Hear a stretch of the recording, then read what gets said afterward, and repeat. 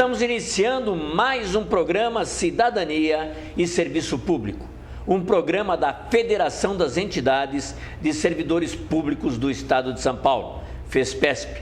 No programa de hoje, vamos voltar a conversar com Júlio Bonafonte sobre o problema dos precatórios, especialmente aqui no Estado de São Paulo.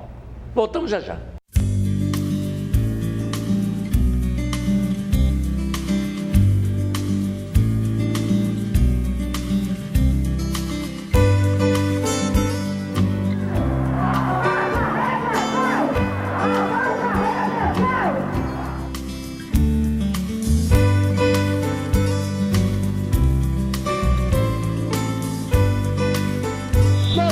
Pedindo aquilo que nos é de direito.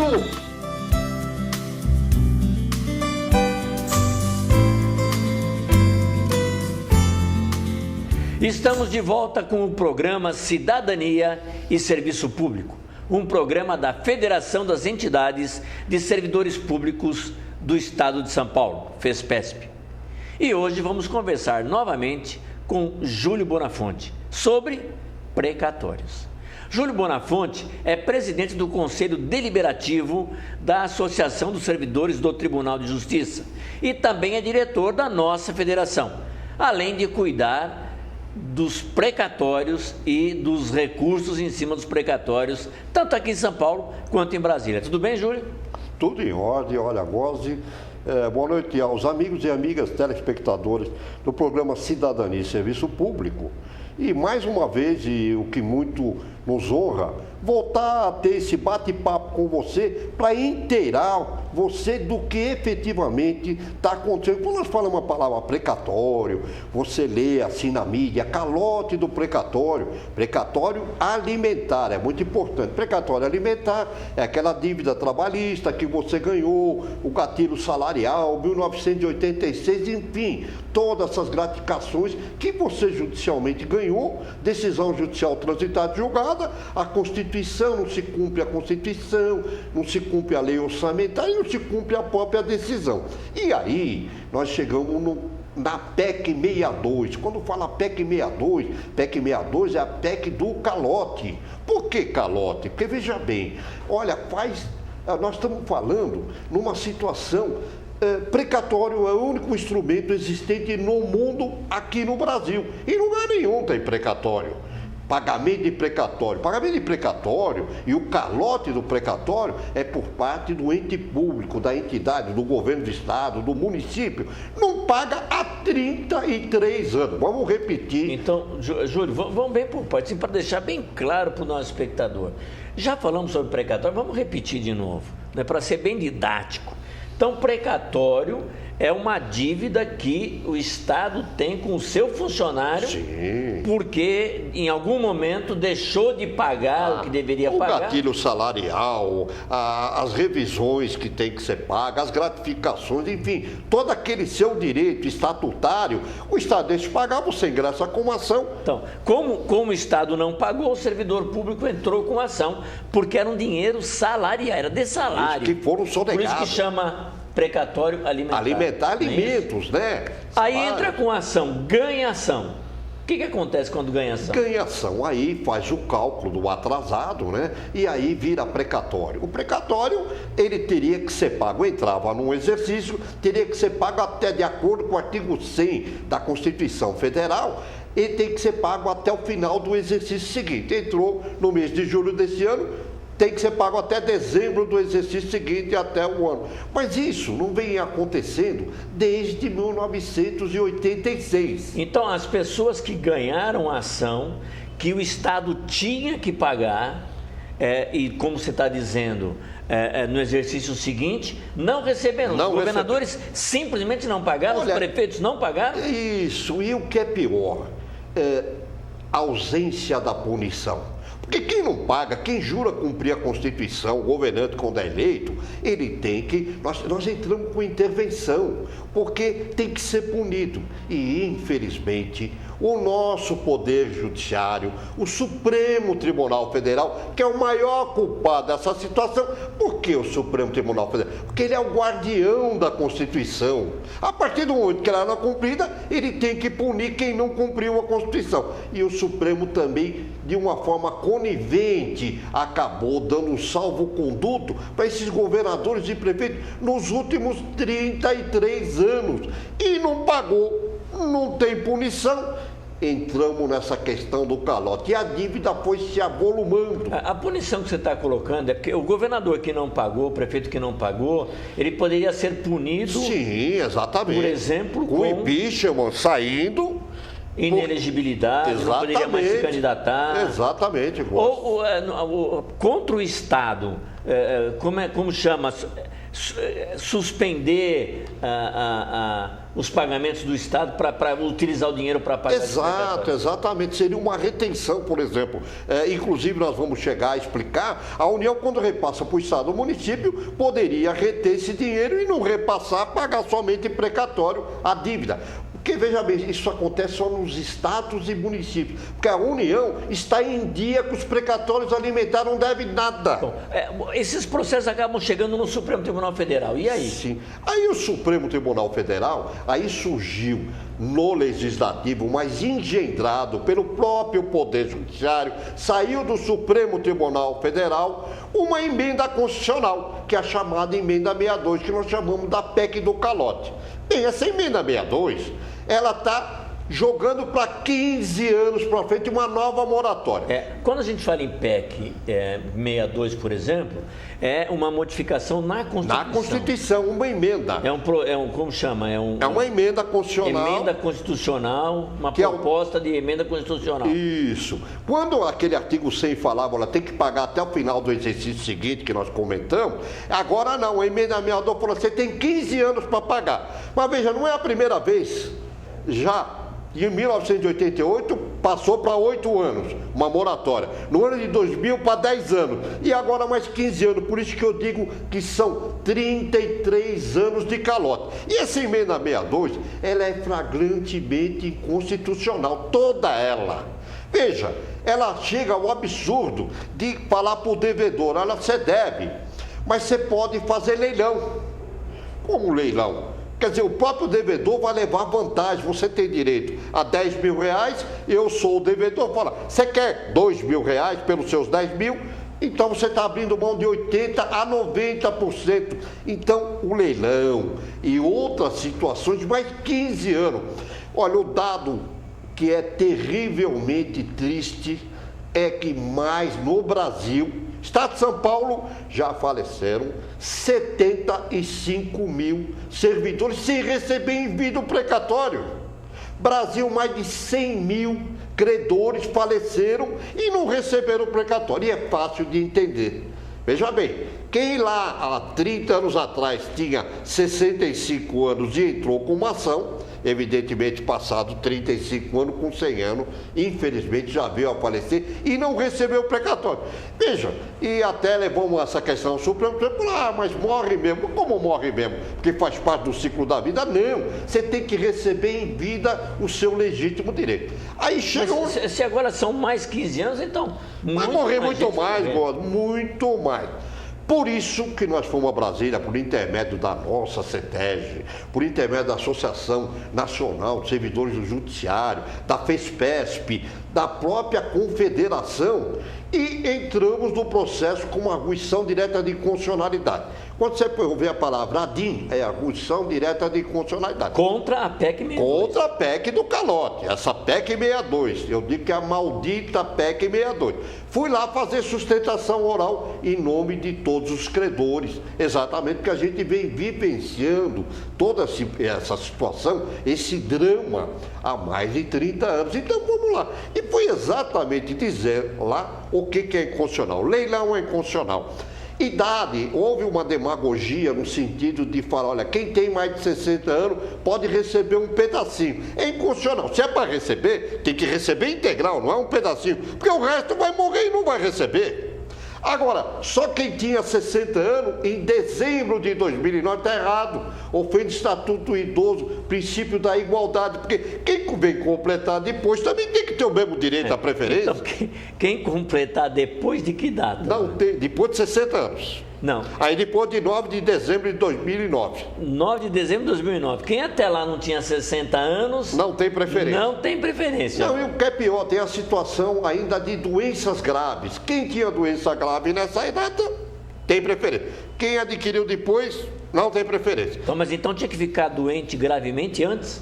Tem que ficar antes. Mas não é uma história que tinha do SPPrev, que deixava a pensão, mas tinha que morrer antes da mudança da emenda 41, que é a reforma da Previdência. Bom, inconstitucional a questão da preferência por idade, doença grave, inconstitucional o leilão, aí inconstitucional o percentual que as entidades têm que deixar para pagar o precatório, porque veja bem, você tem um fator tempo 15, e aí a emenda fala, olha, o Estado e o município tem que destinar 1,5% da receita líquida. Bom, mas no mínimo, não é 1,5%, no mínimo 1,5%. Ora, dependendo do valor da dívida, e vamos ficar claro esse exemplo, o Estado de São Paulo hoje está com 24 bilhões a dívida do Estado de São Paulo. É a maior dívida do Brasil. Prefeitura de São Paulo, 20 bilhões a dívida, 20 bilhões, Prefeitura do município de São Paulo. Ora, se ela não destinar 4,5% ou 5% da receita, ela não cumpre em 15 anos. Então, ela tem que destinar não 1,5%, 4,5%, 5%. Então nós fomos defender isso no plenário do Supremo. E mais, fomos defender, e quero passar essa mensagem a vocês. Fui lá e disse o seguinte, o culpado são os senhores aqui, o Poder Judiciário, porque isto, ausência de punição, os senhores não punem. Então não existe mais justiça, segurança jurídica nesse país. Só existe um Poder Executivo, que é aquele que tem a chave do cofre, porque o Judiciário e o Legislativo deixaram de existir. Mas até afirmei, mas os senhores estão tendo a oportunidade, senhores ministros, de julgarem essa emenda inconstitucional e resgatar a dignidade do Poder Judiciário, fazer ele ressurgir e cumprir a Constituição, mesmo porque não é favor, é obrigação dos ministros como guardião da Constituição e punir aqueles que não pagam os precatórios. Agora, Júlio, fica no ar aqui uma questão. Veja bem, se o governador, nesses 15 anos, ou o prefeito, a entidade, quem tem que efetuar o pagamento, não efetuar o pagamento mesmo assim, aí ele será punido. Aí há um dispositivo, eu espero que seja cumprido, do Conselho Nacional de Justiça, o nosso CNJ. Se bem que eu tenho minhas ressalvas com o CNJ, porque o dinheiro que é depositado, e depois no outro programa nós vamos esclarecer essa questão do depósito dos governadores e prefeitos no Tribunal de Justiça, porque agora quem faz o pagamento é o Tribunal de Justiça, mas aí o CNJ está controlando, tem um sistema de controle de pagamento de precatório. E se eles não cumprirem, tem um dispositivo na resolução número 123/123 do CNJ, se tiver oportunidade, só acessar CNJ, resolução 123, que diz o seguinte: o CNJ, o presidente do tribunal, comunica que eles não cumpriram, não pagaram, comunica ao CNJ, que comunica ao Tesouro Nacional e retém parte do repasse que a União faz aos estados e municípios para cumprir o pagamento precatório. Chama-se Mas na pessoa do governador, do prefeito, do político, não tem nenhuma... Não acontece nada. Não acontece nada. Somente aí... Estou dizendo isso pelo seguinte, Júlio, porque daqui a 15 anos pode haver essa retenção, etc. e tal, mas o governador de hoje não será o governador daqui a 15 anos. Sim. Ele pode empurrar com a barriga e dizer, o próximo que vier depois de mim, problema dele. Eu não vou pagar. Aliás, o próximo, exatamente aconteceu esse sistema, por isso que nós chegamos nesse estado de coisa. Porque o próximo de 1986 e nós chegamos a 2011. E aí, com uma lógica perversa de falar a dívida se avolumou, agora não dá para pagar, ela ficou impagável. Porque se tivesse sido pago na época, que era pouquinho, nós não estaríamos com problema hoje. Essa é outra coisa interessante colocar para o nosso telespectador, porque ele fica pensando aí 20 bilhões, 22 bilhões, nossa, como é que deve tanto? Na verdade é que é uma dívida que foi se avolumando há 35 anos. Exatamente. Não era uma dívida desse valor enorme que é hoje, né? Exatamente. Era pequena até a dívida. Só que, veja bem, nós tivemos muitos maus governantes que deveriam ter sido punidos, como o Gomes explicou, inelegibilidade, impeachment, porque quem não cumpre a lei orçamentária que próprio edita, porque coloca esse dinheiro no orçamento, mas desvia para outra coisa, não paga por precatório. E não acontece. Eu disse no Supremo, os senhores têm a responsabilidade de punir, de fazer cumprir a Constituição, a decisão judicial transitar julgado. Porque senão, quem é que vai acreditar na justiça desse país? Ninguém acredita, porque é como se fosse um contrato. Agora, quando você deve para o Estado, para o município, você não paga, ele te penhora, ele te pune. Agora, quando ele deve para você, ele paga. Eu uso a seguinte expressão: quando quer, como quer e se quiser. Como não tem punição e ele não quer pagar, é o porquê que aconteceu esse calote nos últimos 33 anos. Agora, nós não estamos passivos, nós não estamos lutando. Nós vamos fazer o mal governante, vamos querer punição para ele, queremos receber o precatório em vida. Essa é a nossa obrigação. Aí é uma questão até de cidadania. E isso nós não temos que pedir, nós temos que exigir esse pagamento do precatório para que você receba em vida. Afinal de contas, é aquele salário, aquela aposentadoria, aquela pensão que foi sonegada, que você podia fazer alguma coisa e não fez. Agora, como é que você está vendo a reação do Supremo nesse recurso, Olha, Gozi, eu tenho muita esperança, porque eu fui muito ofensivo na minha fala, mas mesmo porque eu não poderia ter o pecado da omissão, tinha que dizer isso que eu estou dizendo a vocês. Eu disse aos senhores ministros do julgamento no Supremo Tribunal Federal, eles têm a obrigação de julgar inconstitucional e fazer o pagamento. Olha, o ministro Carlos Brito, que é o relator, eu estive presente para ele, fui levar a memorial, dá a entender que realmente teria uma votação favorável a nós, servidores, credores, né? Como se isso aí fosse... Porque é tão flagrante a inconstitucionalidade que realmente chama a atenção e não tem como. E aí tem uma quarta inconstitucionalidade, que essa eu deixei para o final, porque ela é tão triste. Porque nós aqui no país já passamos por 14 planos econômicos. Que é plano verão, é plano... Enfim, de repente tem uma matemática. Quando eu chamo matemática, é uma mistura da matemática com a mágica. E agora, apesar, falam que o Paraguai é o país do contrabando, não, nós temos um contrabando legislativo. E o contrabando legislativo, como é que funciona? Tinha um projeto que é a lei número 11.960, que era uma medida provisória. A medida provisória já é a falência do poder legislativo. Mas o governo manda e, de repente, ele transforma em lei. E aí, o que acontece? A medida provisória, que originou a lei 11.960, era de estrada de rodagem, a respeito de uma matéria que não tinha nada a ver com precatório nem pagamento. Mas encaixaram o artigo número 5, artigo 5º, que fala o seguinte: olha, na hora de pagar a atualização, será feito pela TR, caderneta de poupança. Veja bem, TR está extinta lá atrás, mas aí continua vivo para fazer a caderneta de poupança, para que você receba menos do que a inflação real. Inflação real, IPC, IPCA, isso não, para efeito de pagamento de precatório, agora incluíram. Mas tudo bem, se as ações ajuizadas a partir dela, a data dela é 30/6/2009, não, eles querem pegar os precatórios dos últimos 33 anos. E aí começa a matemática. Se você comparar, e você não pode mudar a decisão judicial, o valor que já estava consolidado, em 5 anos, 25% desaparece do seu crédito. Em 10 anos, 72%. E em 15 anos da moratória, desaparece totalmente o crédito. Essa é Quer dizer que, em vez do crédito ser atualizado, ele vai sumir. Vai sumir. É uma mágica ilusória, assim, olha, impressionante. E eu levei um quadro, demonstrei o quadro aqui aos senhores ministros. Então, olha, eu tenho convicção de que eles vão julgar inconstitucional a nosso favor. Mesmo porque não tem, se não fizer isso, realmente fica decretada a falência do Poder Judiciário. Não precisa mais do Poder Judiciário. Você cumpre a lei como quiser, cumpre a Constituição como quiser, e o seu contrato que você fizer realmente não tem mais segurança jurídica, porque o Estado realmente, vamos voltar à época do Luís XIV, lá na França, que o Estado sou eu.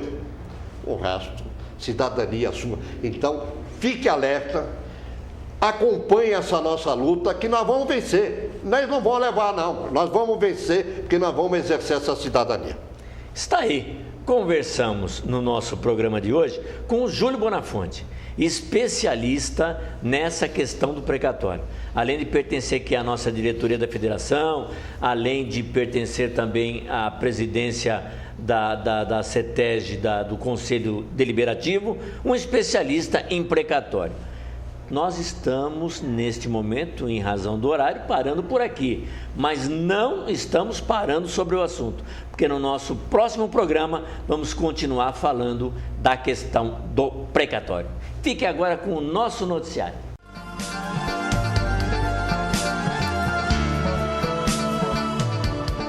Com informações do diretor de imprensa da FESPESP, Silvio Miceli, confira agora as principais notícias que interessam a você, servidor público.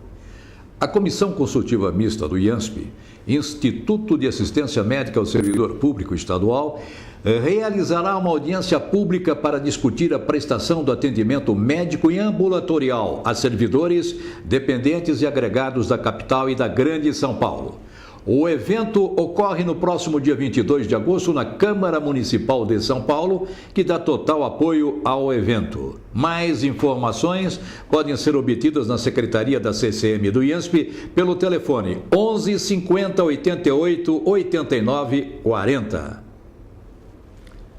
A Frente Nacional São Paulo pelas PECs 555 e 270, que congrega os servidores públicos federais, estaduais e municipais, realizou mais uma audiência pública na última segunda, dia 25 de julho, no auditório do Sindicato dos Trabalhadores do Judiciário Federal no Estado de São Paulo, o Sintrajude, no centro da capital. Durante o evento, que contou com a participação do deputado federal paulista Arnaldo Faria de Sá, do PTB, o presidente desta federação, José Gozzi, além de outros representantes do funcionalismo, foram discutidas as formas para intensificar o movimento que visa tornar o encontro organizado pelo MOSAP no próximo dia 31 de agosto em Brasília, no auditório Petrônio Portela do Senado Federal, um marco pela aprovação das propostas de interesse do funcionalismo. Nova audiência pública está marcada para o dia 15 de agosto, às 14 horas, na sede da Associação dos Professores Aposentados do Magistério Público do Estado de São Paulo, a PAMPESP. É sempre importante lembrar que a PEC 555/2006, de autoria do deputado federal Carlos Mota, PSDB Minas Gerais, revoga o dispositivo contido no artigo 4º da Emenda Constitucional número 41 de 2003, acabando com a cobrança de contribuição previdenciária sobre os proventos dos servidores públicos aposentados, também conhecida como contribuição de inativos. Altera, assim, a Constituição Federal de 1988. A PEC 270 de 2008, por sua vez de autoria do deputado federal Andréa Zito, do PSDB do Rio de Janeiro, acrescenta o parágrafo 9º ao artigo 40 da Constituição Federal de 1988 para garantir ao servidor que se aposentar por invalidez permanente o direito dos proventos integrais com paridade aos servidores da ativa. Os servidores públicos estaduais da administração direta, das autarquias e das fundações nascidos em agosto devem fazer até o próximo dia 31 o recadastramento 2011. A atualização cadastral é obrigatória e deve ser feita durante o mês de aniversário do servidor público. A medida engloba também os servidores e militares afastados e licenciados. O procedimento é realizado pelo site da Secretaria de Gestão Pública Estadual, no endereço que estamos exibindo agora, ou por formulários disponíveis nas unidades de recursos humanos dos órgãos. Quem não fizer o recadastramento terá o salário suspenso e só voltará a receber depois que a situação for regularizada pelo RH. Cidadania e Serviço Público há 12 anos no ar de forma ininterrupta, levando a você, servidor, tudo aquilo que interessa sobre o nosso noticiário de servidores. Para entrar em contato com o programa, você pode ligar para 11 3104 3836 ou mandar mensagens para o e-mail fespesp@fespesp.org ou ainda visitar o site no novo endereço www.fespesp.org. E sempre lembrando que, além da TV aberta, você pode acompanhar o programa Cidadania e Serviço Público na internet. Clique no link Fespesp na TV em nosso site e assista o programa em qualquer lugar do mundo. Uma boa semana e até o próximo programa.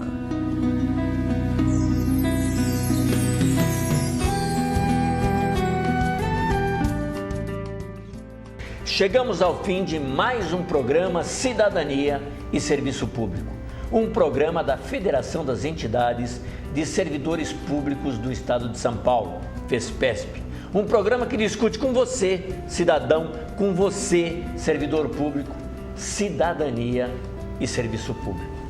Até o nosso próximo programa.